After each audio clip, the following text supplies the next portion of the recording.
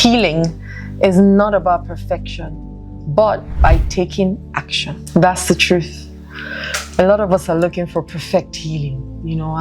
I want to remove this completely from my life. I don't ever want to feel like this ever again. And even if it sounds fantastic to say to yourself, I never want to feel like this again, life will keep lifing. So that then means that healing will keep healing. It's a continuous process. It's a process that you want to keep, looking into, because different things, different classes will bring different tests. And the higher you go in class, the tests get tougher, just because you've got to pass that level to go to the next. So healing, honestly, is not about perfection, but it's about taking action. I met a lady who said that she doesn't feel ready yet to heal, because she feels like if she touches it, it will become too much for her to handle. And so I asked her, how do you like your life right now? And she said, I actually don't. And so what is the lack of healing costing you, was my question. And it was costing her her joy. It was costing her laughter. It was costing her good health. It was costing her relationships, good relationships. It was costing her even thriving in her work. It was costing her being a good mother to her children. It was costing her being a good wife. It was costing her so much. And so I explained to her that healing is not a one-time thing, but you must start to take action. And I wish I could do it for you. I wish I could ask you to pay me to heal you and to help you heal, or heal on your behalf. I'll be charging a fortune, but I'll be lying to you if I tell you that I can do the healing for you on your behalf. Like I can pray for you and go to the mountain and pray for you, or fast for you whilst you are eating suya and drinking garri with it. Because that's what some of us do. We pay people to pray and fast for us. Hence, we will be eating enjoyment all the way, but that person is meant to be fasting on our behalf. Healing is not the same. Otherwise, therapists will be so rich. They'll say, okay, just give me your problem and leave it with me. I will take your problems away and you will never have to see it again. But unfortunately, it doesn't work that way. It doesn't, sadly. We've got to take action. And action is by doing the work on yourself, doing the internal work. Remember, I mentioned a product that I have. It's called the Personal Internal Operating System. It's to help you just look inside yourself. We buy things, it comes with a manual. And we use the manual to get to know the product better. But we don't even know ourselves. So how can we tell people this is how I heal when I'm hurt? This is what I need you to do for me when I'm hurt. So when I'm anxious, I withdraw. Or when I'm anxious, I start to sweat and I panic. But how would you know those things if you don't know yourself? And so healing is knowing yourself enough to be able to say, okay, these are the things that I need to do to help myself. And we all have our internal systems, everybody. And you have your nervous system, you have all those things working in you. There are certain parts of your body that you need to know how to calm down, like your nervous system. When you find yourself anxious, there's certain things you can do immediately to calm those parts down. But how would you know them if you don't start to learn the work, to do the work, and then be the work eventually? And then teach other people, because it doesn't stop with you. It shouldn't stop with you, right? So you want to honestly understand that healing is not about perfection, but it's about taking action. Imagine if you took one action every day.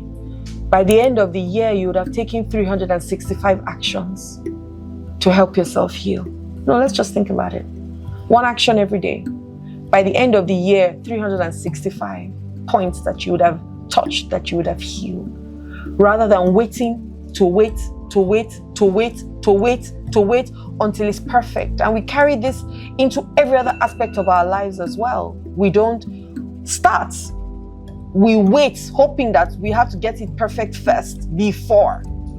And at the end of the day, is there anything like that? No. So, what do? You want to choose one area of healing that you have been avoiding today. Today, because done is better than perfect.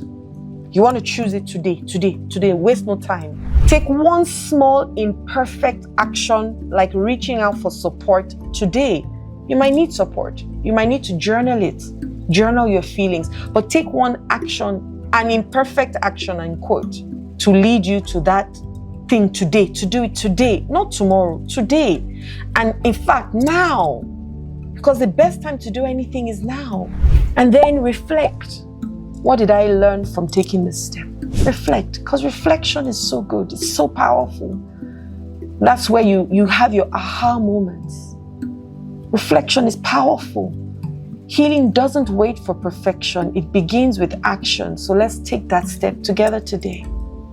And then the other thing you can do definitely is reconnect with your body.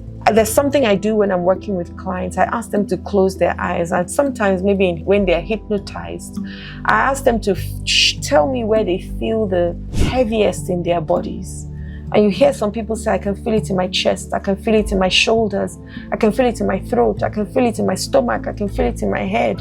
And then we do a guided exercise to release it. So they connect with their bodies to know that, okay, this is where I really feel this pain. This thing, I feel it here.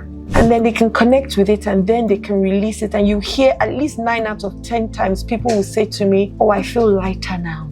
I think it's gone. Because I say to them, tell me when you believe it's gone. And then you hear them say it's gone. And then I'll say, how do you know? And you hear them say, oh, I feel much lighter. And so reconnecting with your body is so important. And how can you, aside from being hypnotized, how else can you reconnect with your body? It's by doing a 5-minute deep breathing exercise every morning. Because your body remembers what your mind forgets. So start listening to your body. And you'll feel it. It happens to me all the time. I'll tell you, I feel it in my stomach. So do some deep breath work exercises every morning. 5 minutes, start with 5 minutes and grow. I can sit down and do 2 hours. In fact, today I'm doing a 3-hour practice with somebody and I'm doing it for 3 days for 3 hours each. Because I like it and I know the power that it gives to my body and the release that it gives to my body. You can try yoga, stretching exercise to release tension, whatever works for you, a meditation, a guided meditation to release the tension. And then journal. Write how your body feels before and how your body feels after. So you can also know what you're experiencing. Because the truth is, words don't really teach, but experiences do. So how do you want to experience it? By connecting to yourself today and understanding that it's important for you to reconnect with your body because your body keeps scores. Have you heard that before? And then lastly, set boundaries that protect your peace. Yes, this is big, isn't it? Set boundaries that protect your peace for healing. Because if you're with somebody who is hell-bound to create turmoil around you, your job is to find your peace within that turmoil, especially if that person is a family member and they are used to wahala and they are used to dysfunction and they are used to fighting. They are used to, they just know what button to press in you because you have given them all your buttons and then you're now angry and going, no. You can't keep staying in a place of pain and hope for healing. Impossible.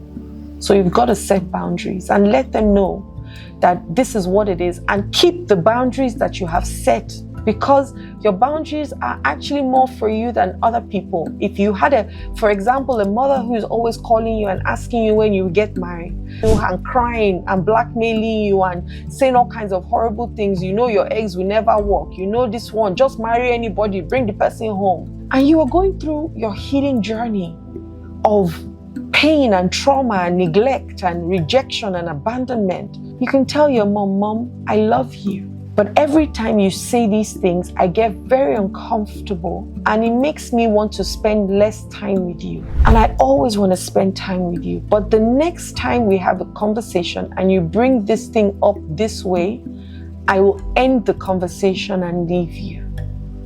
And you let her know that.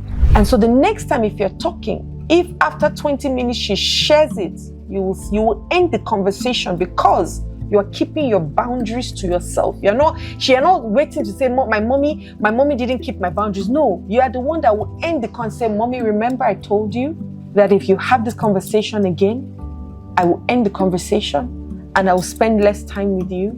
Well, bye mom, talk to you another time. If she does it again, you will end the conversation again until she gets that you choose not to have such conversations because you have kept your boundaries. Do you get that? So it's not about her, but it's about what you do after setting those boundaries and how you choose to keep them. Because it's almost like having integrity to yourself. Not to someone else, but to yourself, saying this is what I will not do, and you will not do it because you choose to heal. So you set those boundaries, and if you can leave the place, fantastic, but if you can't leave, how do you find yourself how do you create a cocoon around yourself within the dysfunction? That's your role. So you want to set boundaries. Identify places where you feel emotionally drained. You want to write down a boundary you can set to protect your peace.